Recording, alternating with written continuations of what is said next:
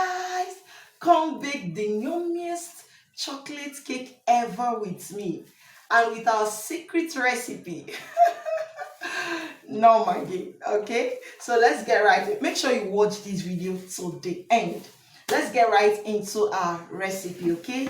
Here is our flour. This is 512 grams. Here is our sugar. This is 500 grams. Here is our vegetable oil. This is 1.5 cup of oil. Here is our baking soda, 1 tablespoon. Here is our cocoa powder, 80 grams. Here is our milk, buttermilk, 1 cup. Here is our water, 2 cups. Here is our milk flavor. I prefer coffee for chocolate cake. Okay, 1 teaspoon. And here is our vinegar, 1/4 cup of vinegar.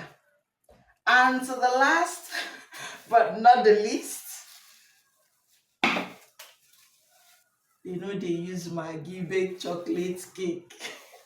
I just want to catch people that will not watch this video to the end.